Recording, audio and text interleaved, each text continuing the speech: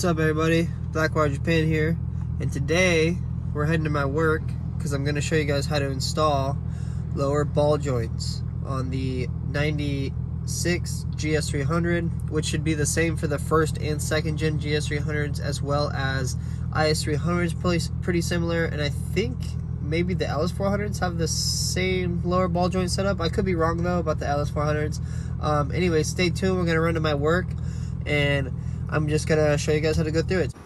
So we just made it to work. These are the lower ball joints. They're from different companies, that's why they're a different color. I don't give a shit. But yeah, these are brand new.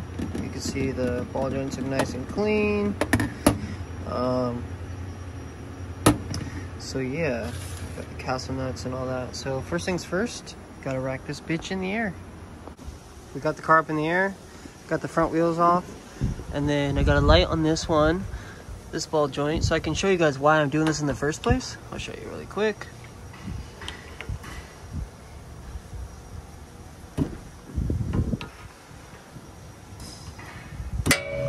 Hopefully you guys can see all that movement. That should not be there. It should have zero movement.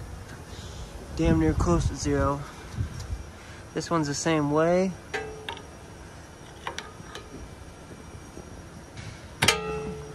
Sorry if you can't see that very well, but yeah, these have a lot of play in them. Although the thing's not ripped, the ball joint cover isn't ripped and there's no grease leaking out, they're just so old that I think that they're just really worn down. So first, I think we're gonna try and get the tie rod off first, or we'll break these loose. I don't know, we're gonna look at it and I'll let you guys know. Okay, so I basically just learned how to do the other side. So this one's all on with the new one. Kind of hard to see because there's no light over here.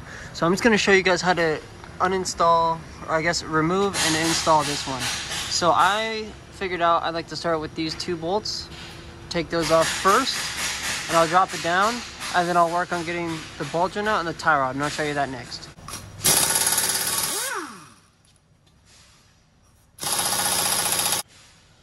Two 15 mil bolts, 15 mil. Okay, I got both 15 mils out of the bottom. Now this guy should kind of just, okay, push up and out of the way. Let's come. It's hard to do with one hand. So we'll come this way with it.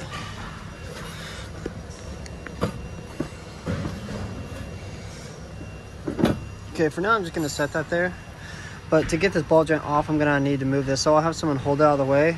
And right now I'm gonna take the pins out. Oh, this one doesn't even have a pin on it, that's good. Oh yeah, see how much play this has? It should not have that much play. So right now I'll take this tie rod off and I'll use the ball joint separator to pop that guy down. And then on this one, since I'm replacing this and I'm not replacing the tie rod end, I can take this nut off and then hammer it out. So I'll show you guys that next. I know you can't see the tie rod bolt, but the 17 mil. So all I'm doing right now is loosening the top of the tie rod end bolt. Just like so. If you have a gun that can get on here, that's fine too.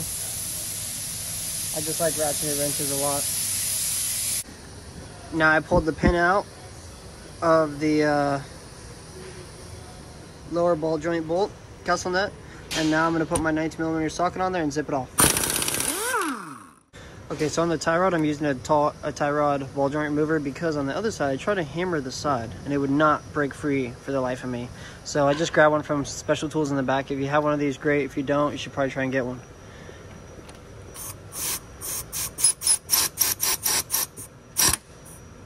This likes to fly off, so I'm going to try to film this.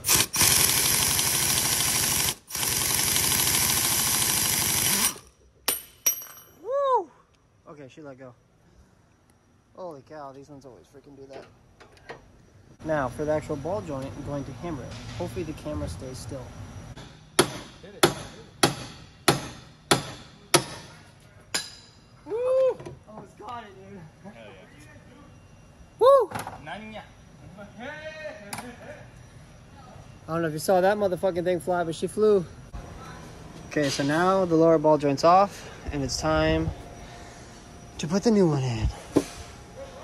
So I'm just gonna put it in. I'm gonna put these two bolts in first, and then I'll put the lower ball joint part in, and then I'll do the tie rod last. Pretty simple, not a hard thing to do. These are where people put roll center adjusters on. I tried to do some custom ones today, but they didn't work out. I don't have the right size bolts. So yeah.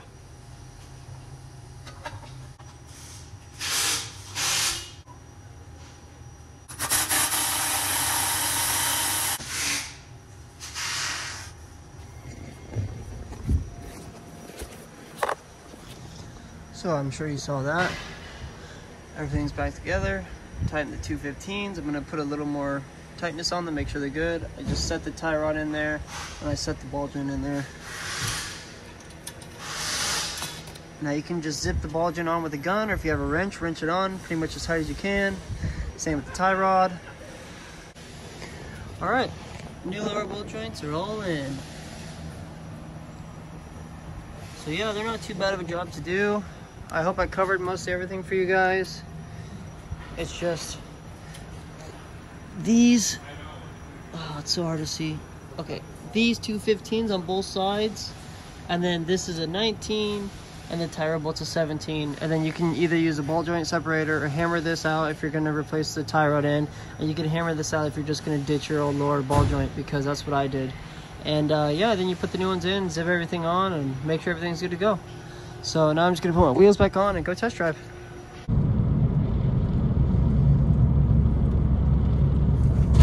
Oh, hitting bumps and shit, damn! This was attempted on a closed course. Please do not try this at home. Professionals only.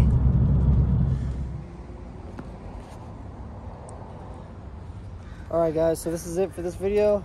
Blackwater, Japan. Stay tuned for more videos. Hope you guys enjoyed this lower ball joint install. Little clips, and hopefully that helped whoever out who needed the help. But we're about to get out of here. We test drove it and everything seemed good. So we are on our way out. Gonna head home and get some dinner and chill for the night. Alright guys, Blackwater, Japan. Peace.